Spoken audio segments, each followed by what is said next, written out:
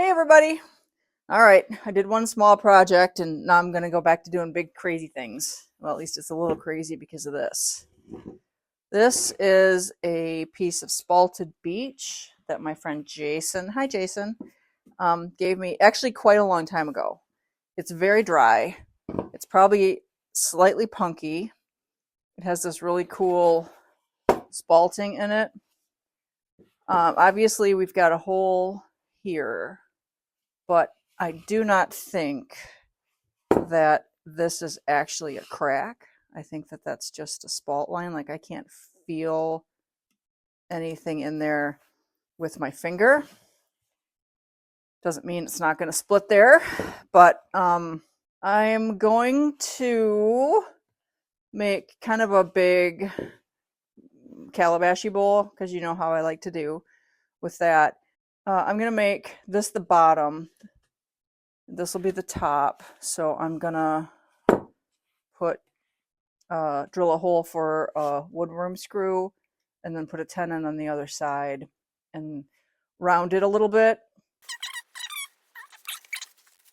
This piece is so soft and punky that it wouldn't hold the woodworm screw.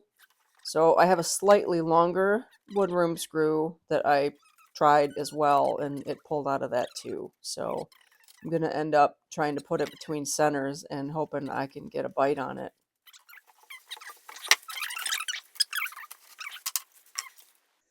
I don't know.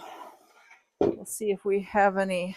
I guess I should mark some general spot that I want to shoot for on the bottom since it's flat and round. Somewhere like there maybe. Okay.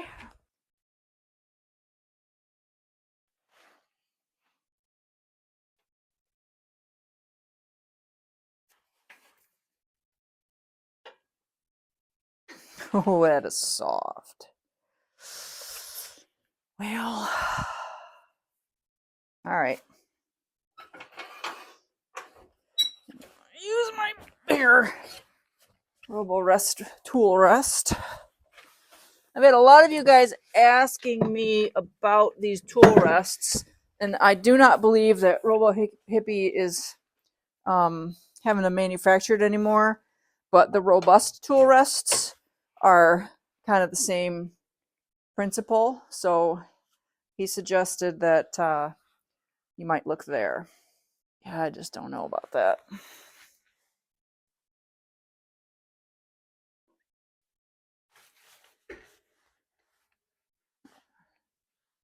Okay, well that's buried as far as I can get that in the front, so I think what I'm going to do is just see about starting to round this bottom edge off, and we'll see what the wood looks like inside. This may be as far as we go.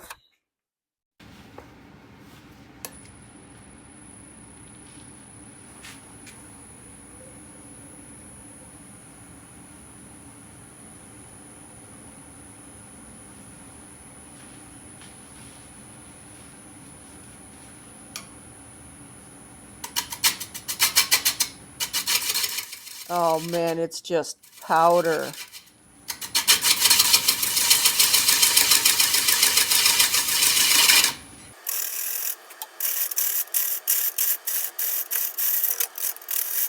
Well, we'll keep going a minute, but that's really punky. Oh my goodness, the powder.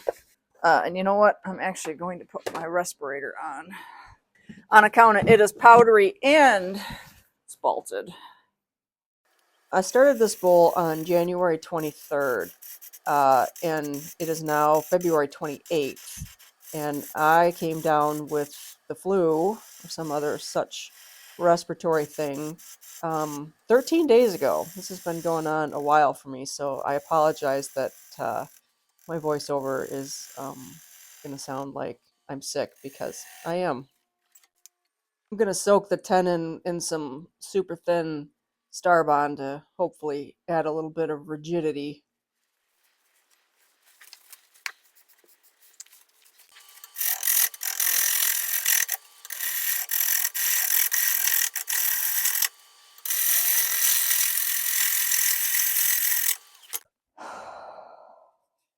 sugar. That's really punky. I think I'm going to go ahead and just try to finish roughing this and then turn it around, hollow it out, because I have some Minwax Wood Hardener. And maybe that will be enough to get a clean cut and finish it. I don't know. But it's so pretty. I hate to just give up on it. We're going to see what we can do. So I'm going to put my mask back on and keep going here.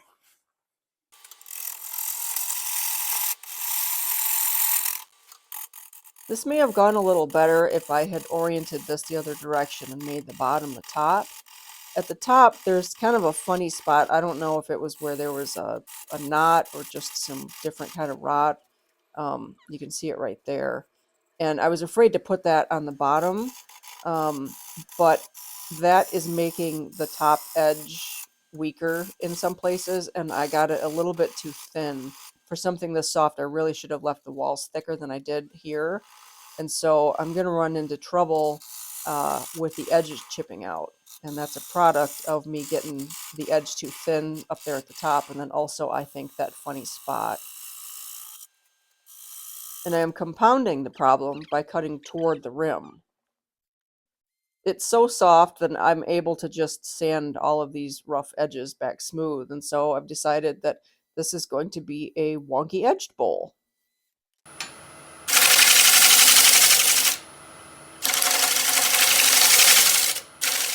And then, because I'm a ding-dong, I'm going to go and do it again and just jack up the edge that I just fixed. So at this point, I've lost probably half the depth of this bowl.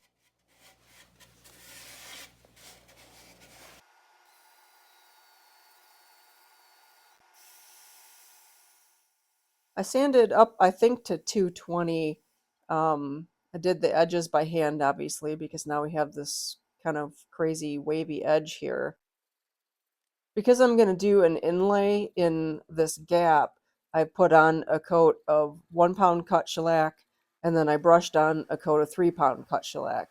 And that was partially to help stiffen the fibers up a little bit, and partially to help keep the CA glue from staining if it runs over the edges. Okay, I'm back. It's been more like a week, I think. What I've done so far is I just used tuck tape on the inside where this came through, and I mixed up some 5-minute epoxy and put it in the bottom there to make a base for it. I'm going to be using this way, upside down, right side up. Anyway, teal abalone shell from Starbond. They have some new inlay materials. I got that one. And I also got opalite. So this is you can't see, that's all blown out. Kind of a clear off-white color. So this will look really nice with like walnut. But for this beech and this beautiful black spalting, we're going to use the Exotic Teal. Now it comes in big pieces. I've never used it before, so what I'm going to do is clean up. I ended up using I think this was technically a turkey baster that I got from the dollar store to squirt the 5-minute epoxy down in there. I put this in, I don't know, maybe an hour ago, maybe a little bit longer than that. It still feels a little tacky, but it doesn't really matter, I don't think, for what I want to do, which is just go ahead and start filling this. So the first thing I want to do is find a big container, if I have something. Oh yes, here we do. This will work. To catch over spray. Not over spray, but you know what I mean. Bits that fall out so we don't lose them in the mess that is the shop. Oh, and this is what I used to tint the 5-minute epoxy black. Again, I've never done this before. What I think I'm gonna do, I'm just gonna do it in here for now. is just dump all of this. It's just a, I don't even know where I got that old metal tin. Just gonna dump this all in. I don't think there's gonna be any time that I'm gonna want the actual whole shells.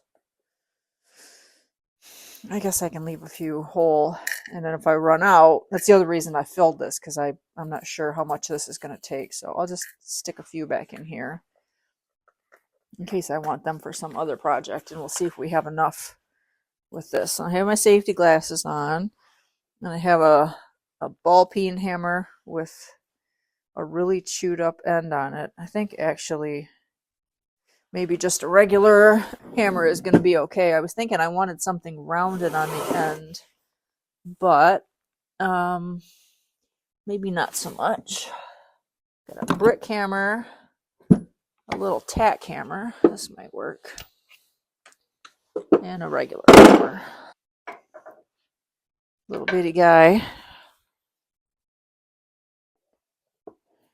It actually might work better because I'm just gonna crunch them. I'm not gonna, oh, well, yeah, that's great.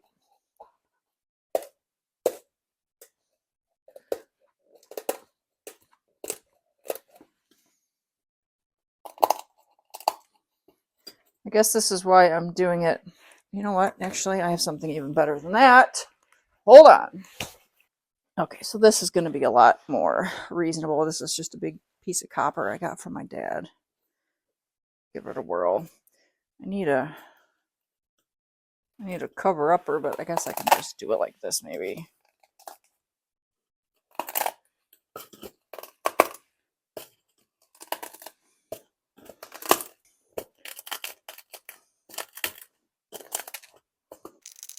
So you could also use a coffee grinder and get a variety of different sizes with that. I just didn't have one dedicated to be in the shop, so I had to do it by hand.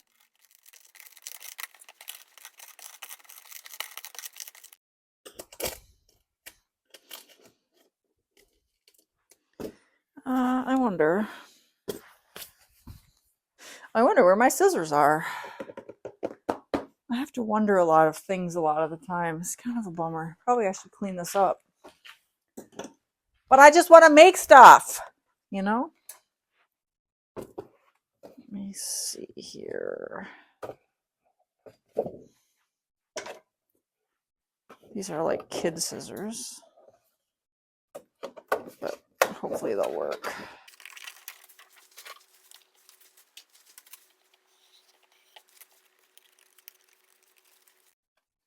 Okay, not a very good circle, but it's close to what I was after.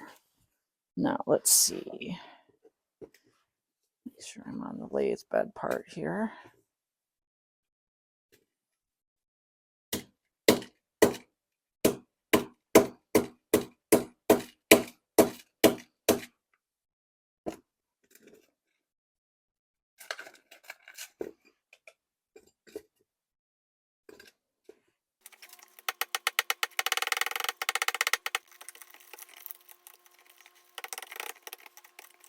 My plan is going to be to put some medium down in there first.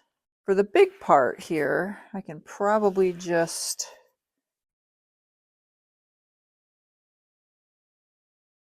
drip some down in here. I guess I kind of need to pay attention to where I'm stopping and starting. And I'm maybe going to try to shove some of these bigger chunks down in here.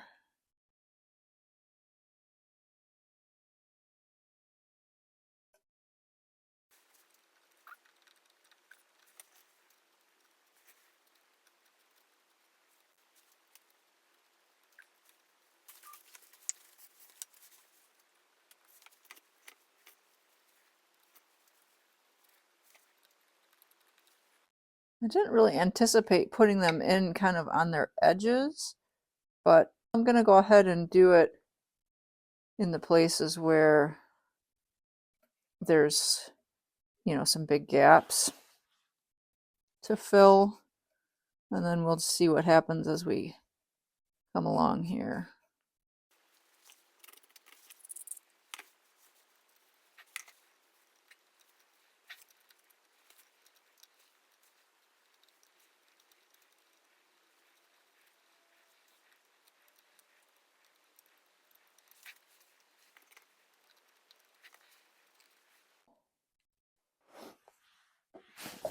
Now, I already have a couple of coats of shellac on here, so I'm hoping that the CA glue, first of all, is going to run mostly in this channel, and second of all, if it does get off on the edges, it's not going to stain real bad. It doesn't really matter if it does, because I have to resand it. You know, some of the 5-minute epoxy is out on the edges too, but hopefully the pre-treatment will help keep the CA glue from running all over.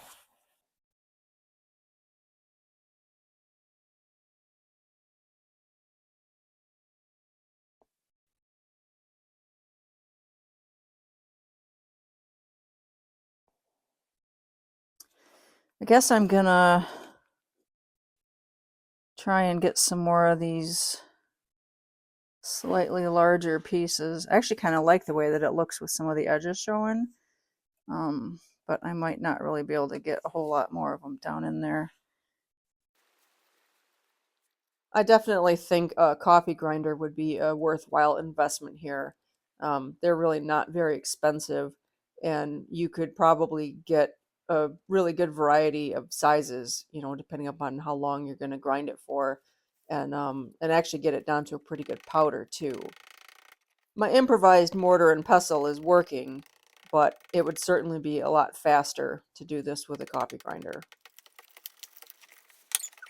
All right, so I went and just got a piece of regular window screen, and I'm gonna see if I can separate these into different size pieces.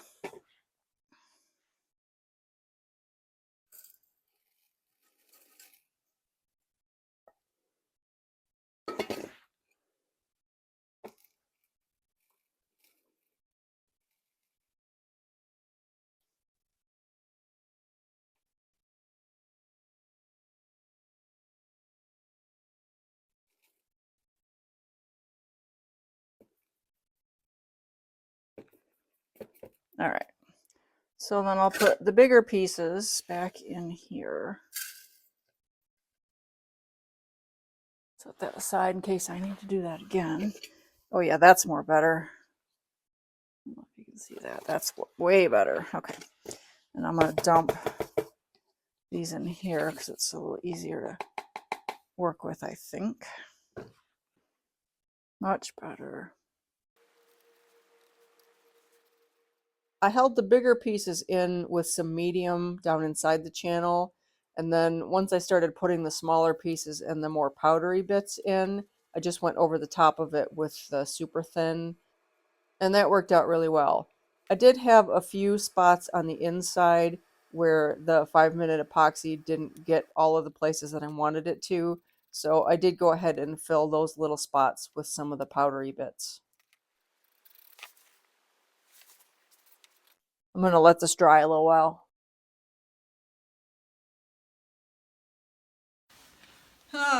Okay, so plan C.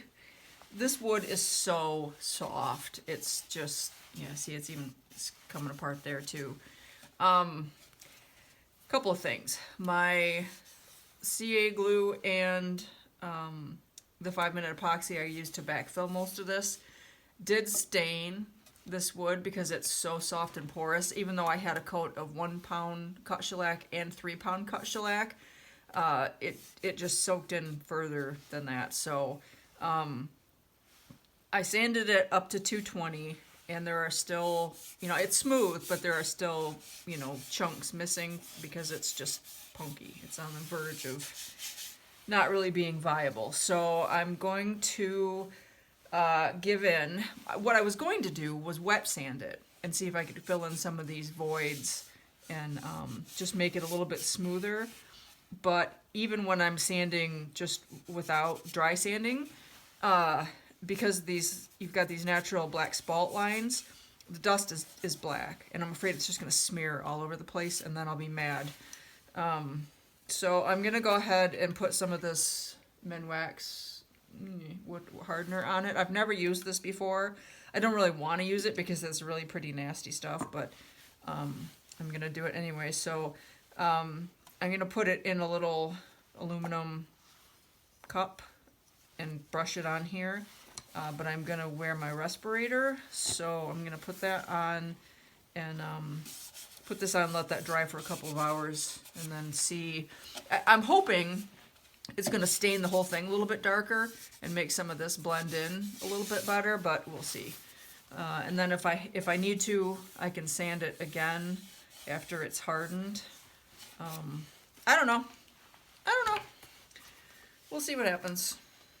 It's just so pretty. I love that Starbond inlay. It's just freaking gorgeous. So I'm invested now. Gonna make it work. I had to use a pair of vice grips in order to get enough downward pressure to be able to get the lid off of it. I just used a cheap chip brush to apply the wood hardener with, and I did end up putting on a couple of coats.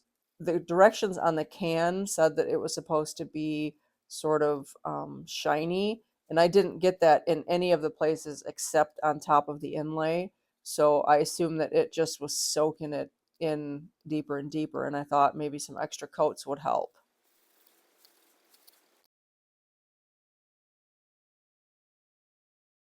Well, I quit. I give up. I throw in the towel. I'm just making this worse. And I don't have it in me to mess with it anymore. I'm just going to put a 1 pound cut of shellac on. And then I'm going to... and then I'm going to put some 3 pound... I'm just going to put a bunch of shellac on it and see. I don't think it's going to absorb evenly. It wouldn't sand back off evenly. So basically, I should definitely not have used that wood hardener on this. That's not really what it's made for. So don't use the Minwax Wood Hardener on your turning projects because it doesn't work. It doesn't work out. So yeah, I'm just going to see if I can at least just get some finish on this to try to seal that wood hardener up in there. And then this is going to be a kind of a bust. This bowl is a bust. It's definitely not food safe. Not even a little bit. I mean, I knew that the wood hardener is not really like lovely stuff, but I didn't really realize how kind of yucky it is until after I'd already put it on. So definitely don't want to use it on anything really that you're probably even going to be in contact with. I don't know. I don't think I care that much anymore. I can't get it to sand evenly. I've got sanding lines in it because of the differences in the wood, and then I made it even worse by the differences in what parts absorbed the wood hardener. So it's just not good. It's just not good. I do not care for it. I'm in the process of mixing up some more 3 pound cut shellac. I've still got, I don't know if you can see that because I've got my safety glasses on, which are cheaters. There's still some undissolved shellac in the bottom, although it's not nearly as much as it was before. So this might be a little bit shy of a 3 cut, but I just wanted something, oh, come on now.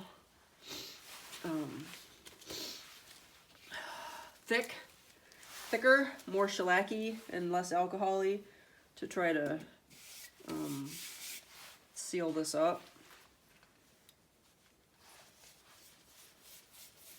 So I'm just gonna brush a reasonable coat on this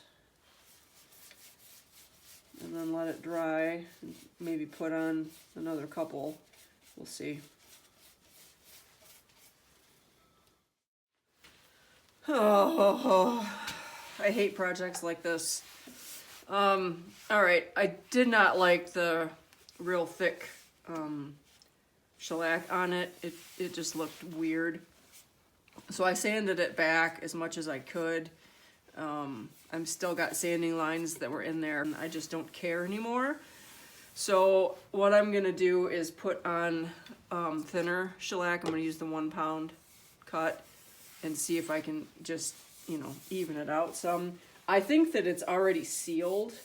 You know, I think that the previous coats of shellac have gotten in there and sealed the deeper pores. So what I'm hoping is that if I put a thinner cut on top now, it's just going to sort of even out the exterior finish. But I don't know. This is one of those projects that just kind of went sideways and is not going to come back.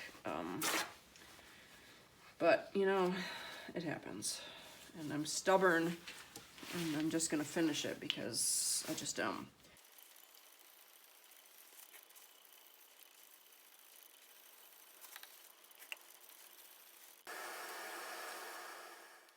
I put a couple of coats of the 1 pound cut shellac on, and then I cut that back with a Scotch Brite pad, a gray one, which I believe is equivalent to 4/0 steel wool.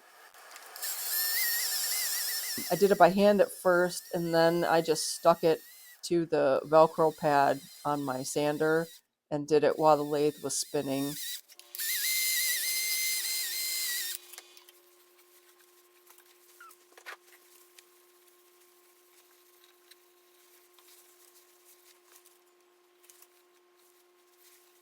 All right, I'm calling it done. Turn it around, get the tenon off, and then I can be rid of it. The moral of this story, kids, don't use wood hardener on wood turnings. Just don't do it. Okay. Don't mess with it. Don't touch it. Don't touch it. It's not going to get any better. It's just not.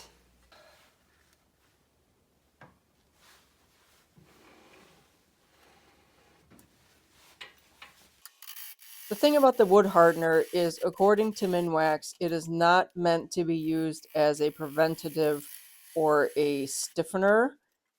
It's only meant to be used on rotted or decayed wood, and so it doesn't work properly on wood that's not rotted or decayed, apparently.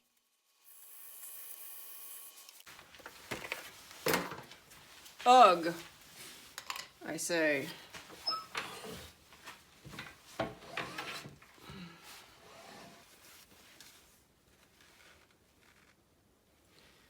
Yeah, maybe we'll put some rocks in it. The inlay's pretty. The Starbond inlay looks great. The rest of the bowl, not so much. This is the wonky bowl. Oh well, lesson learned. Don't use wood hardener. Phew, I'm glad that's over. I know this video is a little long. I've condensed this down from 5 hours of actual recorded video and another couple of hours that I didn't even bother recording. So if you're still with me, thanks for hanging in there. I appreciate the company with this miserable project. I went ahead and did a couple of glamour shots anyway. Hope you guys enjoy. Here's a little bit of Bailey. Just bring me your Frisbee. You can't get them both.